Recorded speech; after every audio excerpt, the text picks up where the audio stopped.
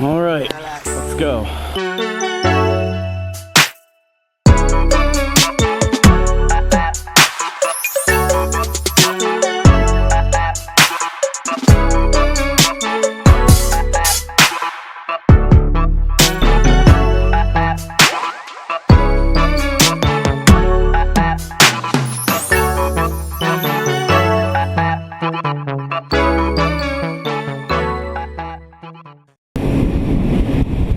Oh boy.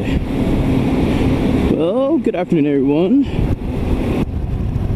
It's Duda on another ride in gorgeous southwestern Pennsylvania.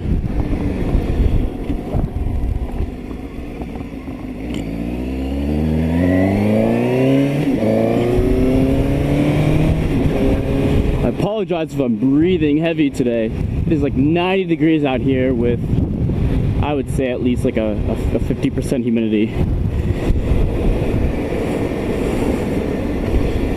Honestly, I wish I lived out west because I can stand hot temperatures, but I can't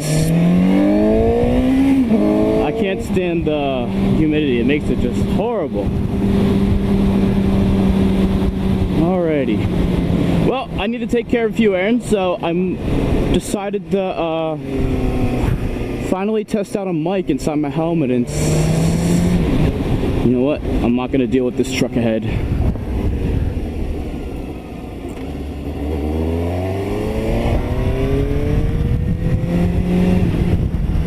I hate traffic. I'm sorry. I'm an impatient millennial.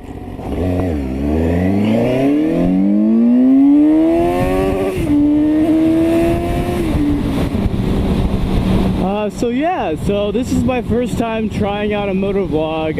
I have no idea how this mic is gonna sound. I'm using a $40 Olympus mic that I got off of Amazon.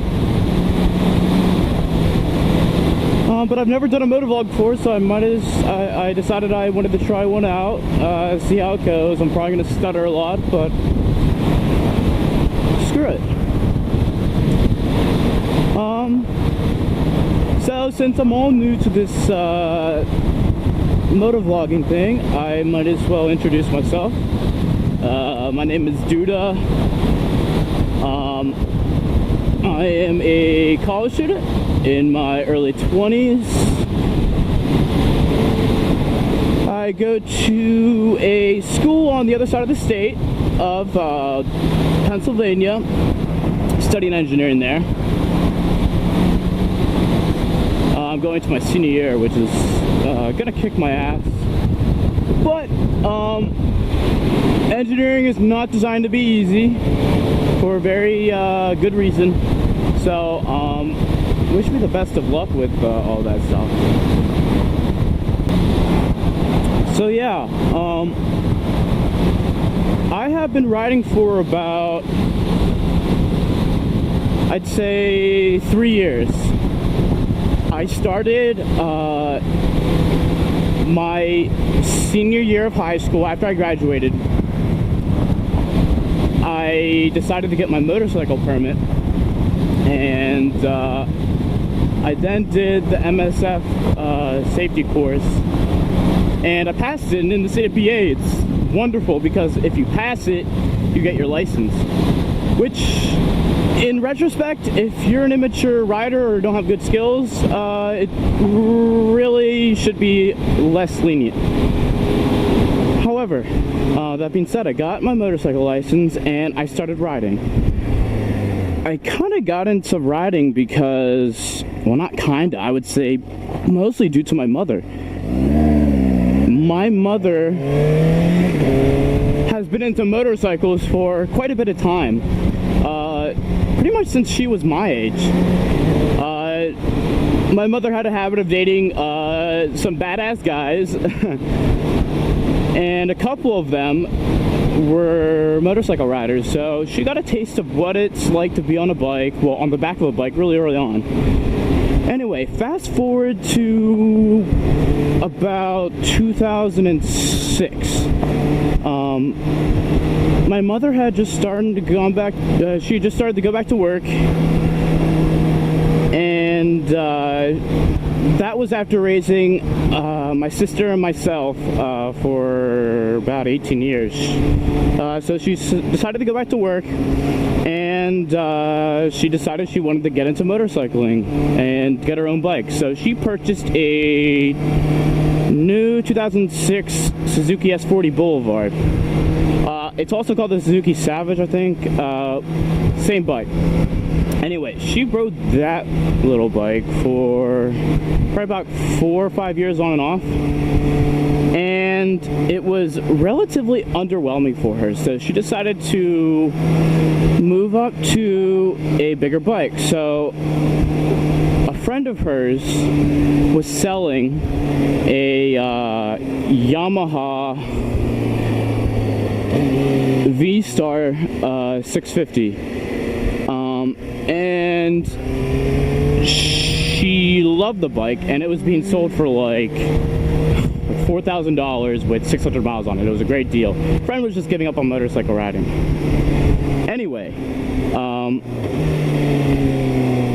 she got that bike, and her old bike, the Boulevard, was just kind of sitting around doing nothing, gathering dust in our garage.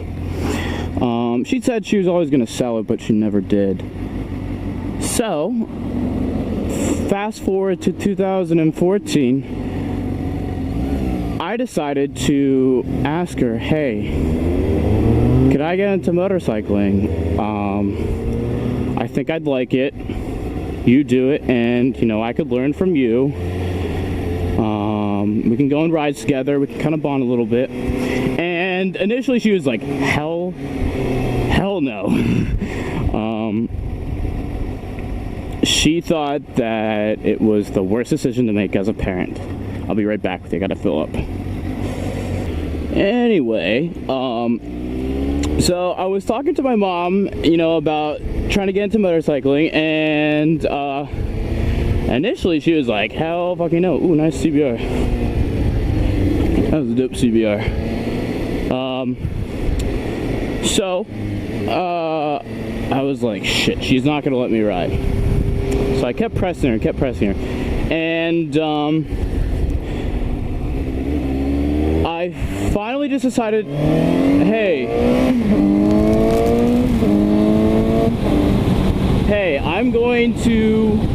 I'm getting my permit, and no matter what, you really can't do anything about it. And so I kind of just played the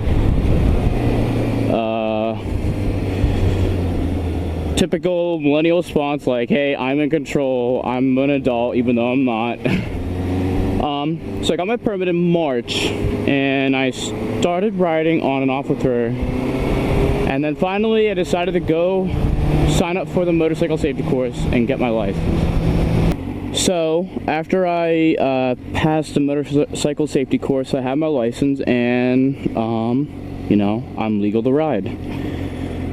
I start out with her old bike, the Suzuki S40 Boulevard, and man, was that a blast. It's a single-cylinder thumper 650, and it's a lightweight cruiser. I think it weighs around like 400 pounds dry. I could be wrong, but it's a really lightweight cruiser. But anyway, this bike only has like 30 horsepower, right? And probably like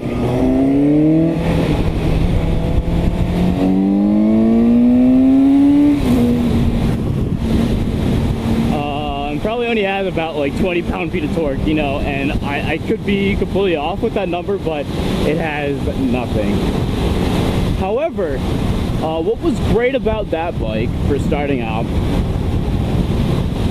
was, number one, it had an extremely low seat height, like all cruisers. It had a seat height of like 26 inches, which is great because, one, I'm a new rider, and flat footing is super important. Well, it was super important for me and super important for my mother when I started riding. Ooh. So that was a very good plus. Two, it was lightweight, which was great to learn on. I'm not a big fan of cruisers, no offense to cruiser riders out there.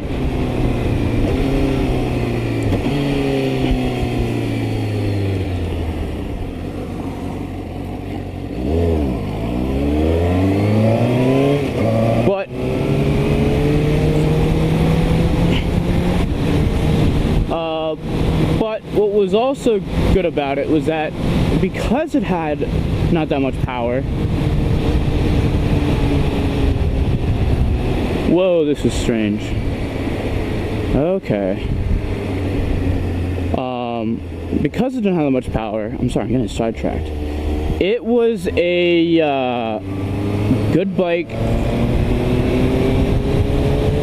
that could be wound up, and I could use all of its power all the time without myself being able to do, I like to call prison speed. I think the max speed I ever went on it was like 85 down a slight incline, full throttle. So it had no tack. So you know it's not a serious bike when it doesn't have that.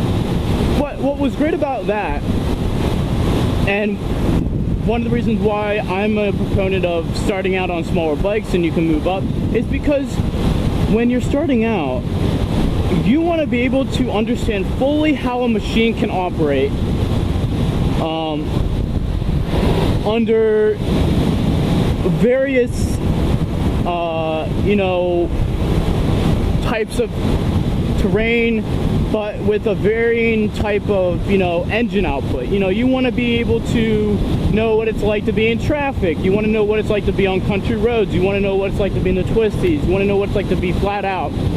And being able to have a throttle that will not get you in a lot of trouble, will not make you be able to do stupid stuff. It reinforces your skill set that you're slowly building. And so I rode that bike for 2 seasons, and I'm not gonna lie, about a month in I got I felt like I was really confident of the bike, and I felt like I wasn't learning much more. But that's never the case. You always learn something every day, and that is very prominent in motorcycling. Older riders still learn stuff every day when they ride. So towards the middle of my second year of riding, I was looking at other bikes, and I had saved up enough money from my job and my own savings that I could afford a decent bike off of Craigslist. And I really wanted to go into sport bikes. I had previously test rode a 2015 Yamaha FZ07, an FZ09, and I even got a chance to ride a Triumph Street Triple R. I think it was a 2014. So I was really liking the idea of like a standard/sports bike. So I was eyeing down crotch rockets, sports bikes. I call it crotch rockets because my parents and all the old farts that I hang out with call it a crotch rocket. But I thought, if I could get one of the lower end power, in terms of power, crotch rockets, I could go from there and explore, what it's like to, ride those daily, and what it's really like. So I had come down to looking at CBRs, specifically the first gen CBR 600.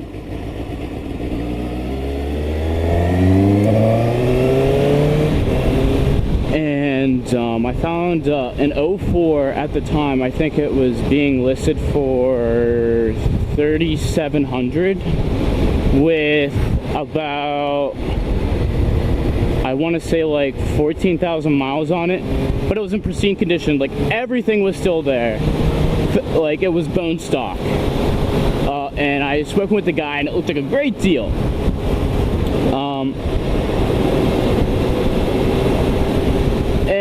and I had the money saved up and I was ready to buy it.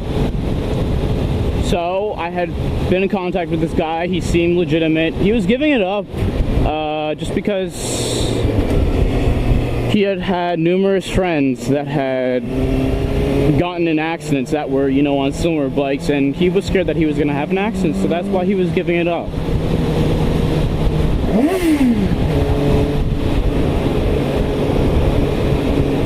And I guess it's kind of it was kind of a premonition in a way that he told me that. So the day that I was gonna buy, the day before I was gonna buy this bike, I had gotten everything ready for it. I had, you know, I had set up a ride for someone to go with me that could, you know, take me there, and if I end up buying the bike, they can, you know, drive back, and I wouldn't have to worry about a third vehicle. And I had gotten my old Suzuki all prepped and ready to be, you know, sold. I was gonna get that exited out of, you know, the garage, make way for the new bike. So I had spent about 3.5 hours, and I kid you not, about 3.5 hours. I did like 2 different washes, cleaned the old bike up perfectly.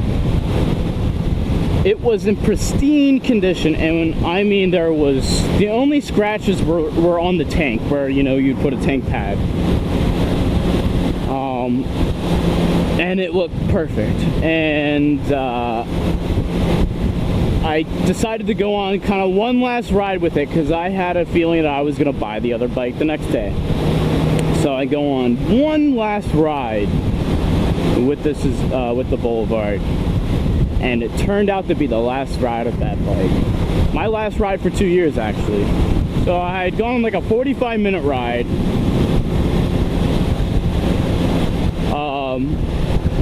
And I did like a big loop. I probably did about 20-something miles. But I was on the way back, probably about 2 miles from my house. And I was on a back road, actually just up that way. And I was in the middle of an apex of a turn, going about probably 50. It was in a 40, so I was technically, you know, breaking the law. But it was a road that I've legitimately been on almost 1,000 times, and I kid you not, it's so close to my house. I go there all the time, you know, when I need to travel across state. It leads right to the interstate. So I always take this road there. I knew the road really well, but what I had not expected was a humongous patch of gravel that blended completely completely with the hue of the road when I was riding, and it was in the apex of a turn. So I was going 50 in the apex of this slight right turn, probably like this type of turn right here on a mountain road. And right in front of me, there was, in the middle of that apex, was a patch of gravel, probably about 3/4 of an inch thick with it. And by the time I realized what was happening and what was going to happen, I couldn't do anything. I was completely screwed.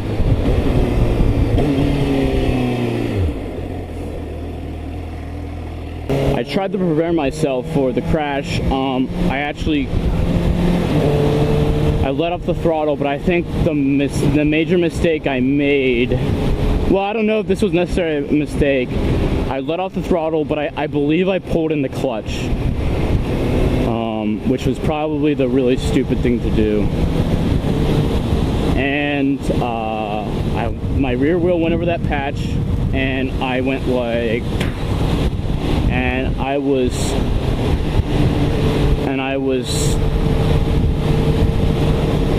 1 second, you know, I was upright, and there was like a flash, and a flash in my memory, like a blank, and a kind of a blackout moment, and then my memory comes back, and I'm on my ass and chest and legs, sliding down this mountain road. I was luckily wearing my helmet, and I was wearing gloves, boots, and pants. What I wasn't wearing was a jacket. And if I had been wearing a jacket, I probably would have been relatively okay. But I was wearing a sleeveless.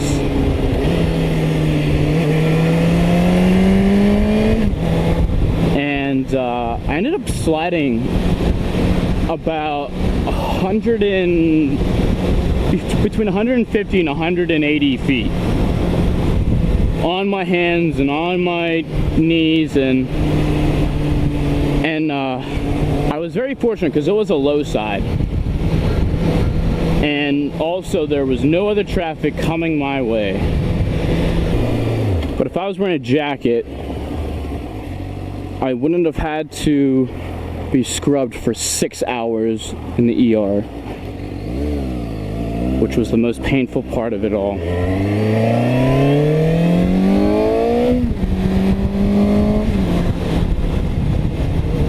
The bike was marked totaled. The forks were really badly bent, and there was a lot of damage done to the bodywork, to the point where the motorcycle wasn't worth repairing at all. So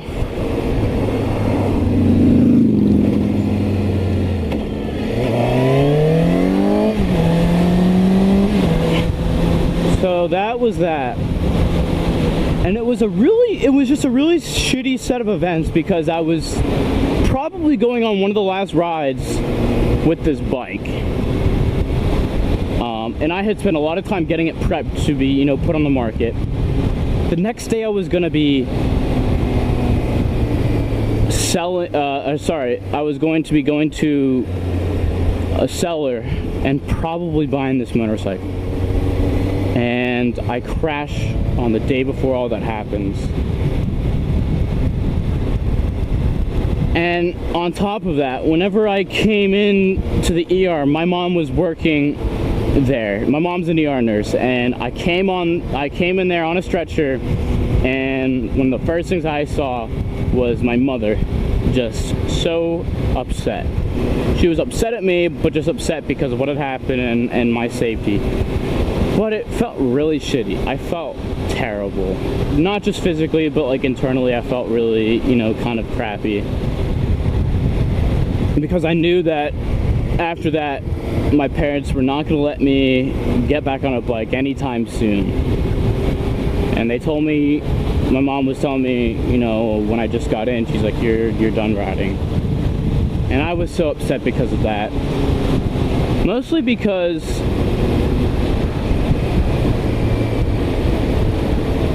the accident was pretty much completely out of my control, and I couldn't affect the outcome of it unless I had chosen not to go on that road. It wasn't like I made a mistake. It was just because I was unlucky. And that accident took a toll on me. It was really hard to get back on my feet. I was bedridden for about 5 days.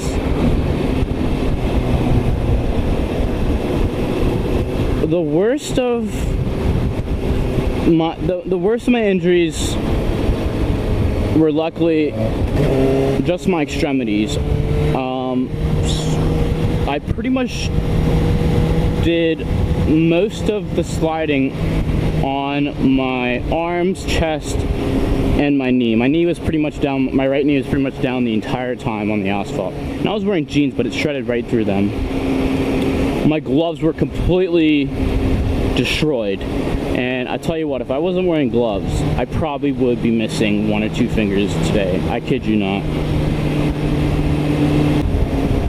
So I was very lucky. I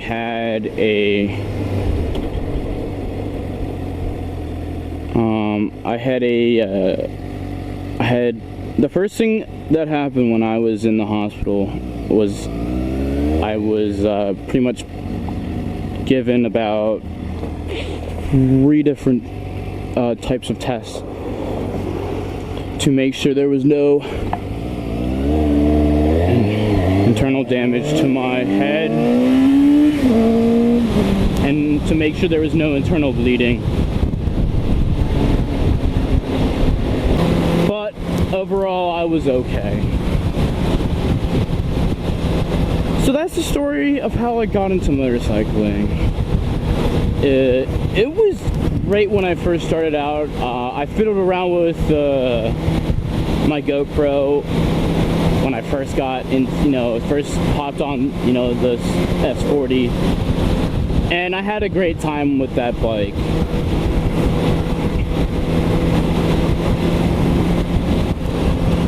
So this summer,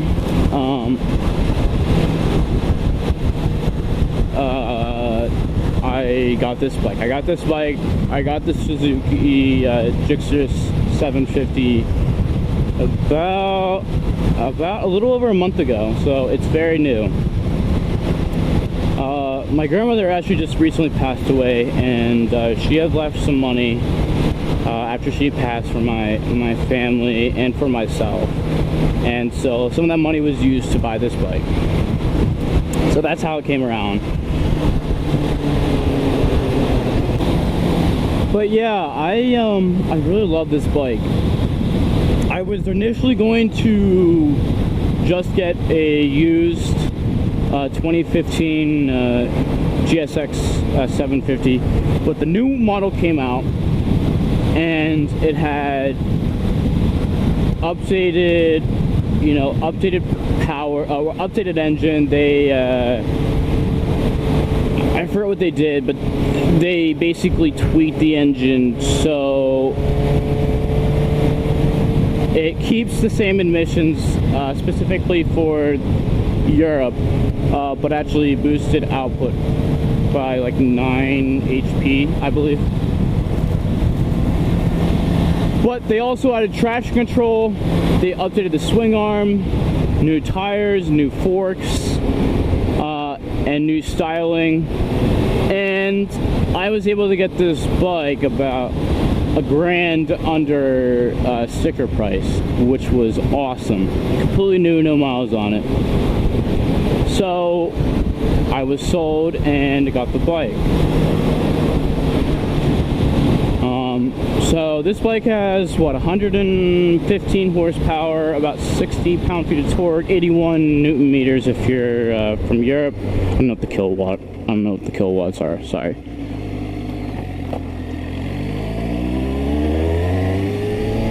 Oh look, a deer.